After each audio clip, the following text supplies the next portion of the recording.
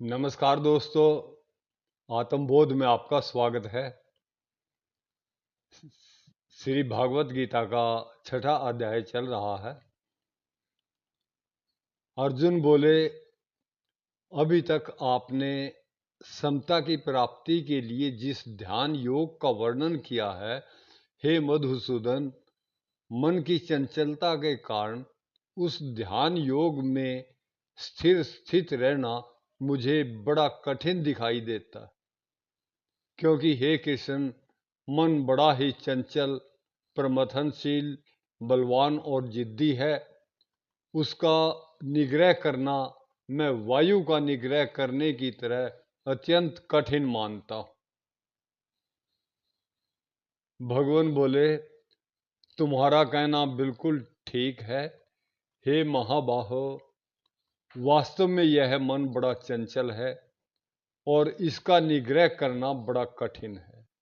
परंतु हे कुंती नंदन, अभ्यास और वैराग्य से इसका निग्रह किया जाता है। इसलिए जिसका मन और इंद्रियां वश में नहीं है, उसके द्वारा ध्यान योग सिद्ध होना कठिन है। परंतु जिसका मन और इंद्रियां वश में है, उसके द्वारा ध्यान योग सिद्ध हो सकता है, ऐसा मेरा मत है। अर्जुन बोले, हे कृष्ण, जिसकी साधन में श्रद्धा है, पर जिसकी अत्यंत शिथिल है, ऐसे साधक की अंत काल में साधन में स्थित न रहे तो वह सिद्ध योगी को प्राप्त न करके किस गति में जाता है। संसार के आश्रय से रहित और परमात्म प्राप्ति के मार्ग से विचलित अभयभ्रष्ट साधक छिन्न भिन्न बादल की तरह नष्ट तो नहीं हो जाता। हे कृष्ण, यह मेरा संदेह है। मेरे इस संदेह को आप ही सर्वथा मिटा सकते हैं, क्योंकि इस संदेह को आपके सिवाय दूसरा कोई नहीं मिटा सकता।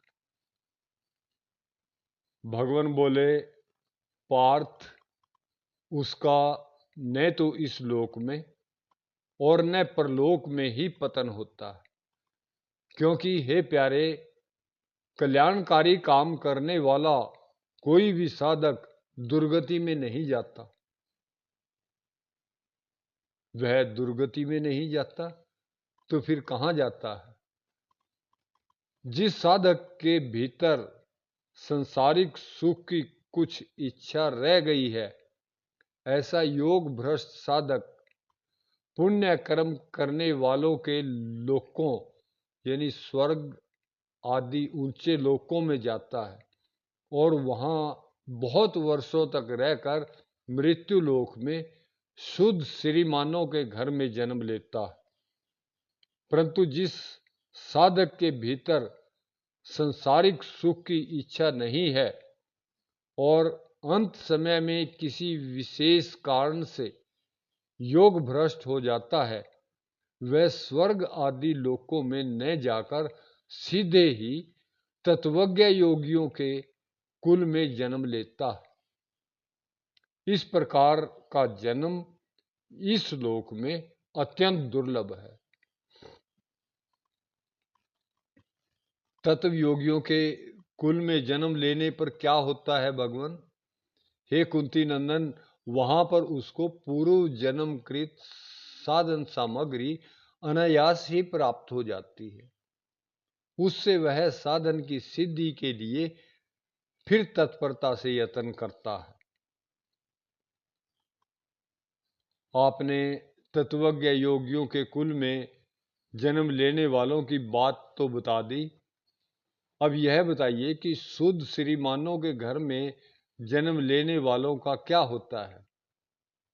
वह योग भ्रष्ट भोगों के परवश होते हुए भी पूर्व जन्म में किए हुए अभ्यास के कारण परमात्मा की तरफ खिंच जाते।